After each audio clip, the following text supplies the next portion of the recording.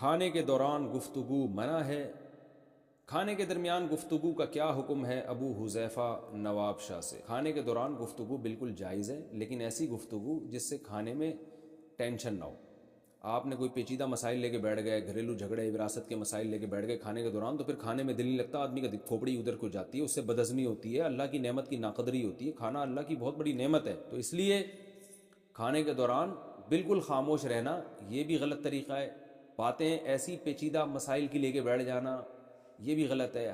ہلکی پھلکی باتیں جو گپ شپ والی، اور بھائی کیا حال ہے، کیسے پکے کوفتے، کیسے لگ رہے ہیں، تھوڑا نمک تیز ہو گیا، چلو آئندہ کم کر دیں گے، اور سناؤ کیا ہو رہا ہے، تو یہ ہلکی پھلکی گپ شپ والی باتیں کر سکتے ہیں، بلکہ کرنی چاہیے۔ بالوں میں اچھا کہہ رہے ہیں کہ ڈرامے میں نکاح حقیقت میں ہو جاتا ہے۔ ڈرامے میں لڑکا لڑکی کا نکاح ہوتا ہے، اس کا کیا حکم ہے؟ حافظ زبیر امریکہ سے۔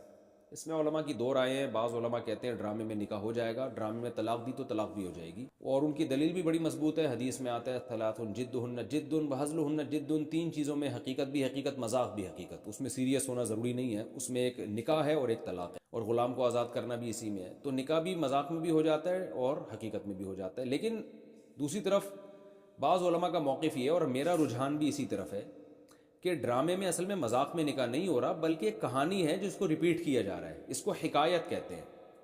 تو حکایتاً اگر کوئی نکاح کر رہا ہے، یعنی کسی کو نقل کر رہا ہے نکاح کو، یا طلاق دے رہا ہے، تو وہ نہیں ہوتی۔ جیسے ہم کوئی کہانی پڑھ رہے ہیں، اب کتاب میرے سامنے رکھی ہے، میں کہانی پڑھ کے سنا رہا ہوں، اور اس کہانی میں زید کا میں ملفوظ پڑھ کے سناؤں کہ زید یہ کہہ رہے کہ میں نے اپنی بیوی کو طلاق دی طلاق دی طلاق دی، تو میں اب لفظ تو میرا یہ ہے کہ میں نے اپنی بیوی کو طلاق دی، مگر وہ میں نہیں دے رہا، میں تو اس کے قول کو نقل کر رہا ہوں، یعنی وہ زید کا جو قول ہے اس کو میں نقل کر رہا ہوں۔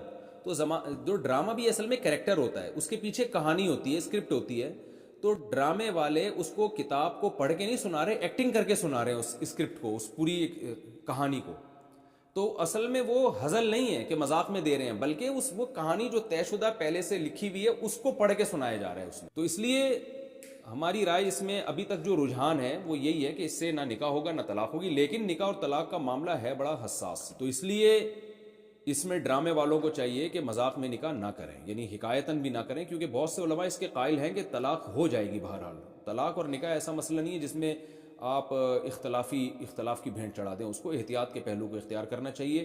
ڈرامے میں نہ طلاق دی جائے اور نہ نکاح کرایا جائے۔ ہاں کچھ تدبیریں ایسی ہیں جس سے ڈرامہ بھی رہے گا، وہ علماء سے پوچھی جا سکتی ہیں۔ اگر کوئی ڈرامہ، وہ تو ڈرامے بنانا جائز نہیں ہے، لیکن اگر کوئی بنا ہی رہا ہے تو نکاح اور طلاق سے بچنے کے لیے علماء سے رابطہ کیا جا سکتا ہے۔ کوئی ایسا بے غبار طریقہ ہو کہ ڈرامہ بھی ہو جائے اور نکاح بھی نہ ہو، اس کے کچھ تدبیریں ہوتی ہیں، کچھ ورڈنگ تھوڑی سی ایسی چینج علماء کر کے دے دیں گے جس سے وہ نہ نکاح ہوگا، بالاتفاق نہ تو نکاح ہوگا اور نہ ڈیورس ہوگی، طلاق ہوگی۔ تو ایسے طریقے ہوتے ہیں، لیکن یہ کہ ہے بہرحال یہ اختلافی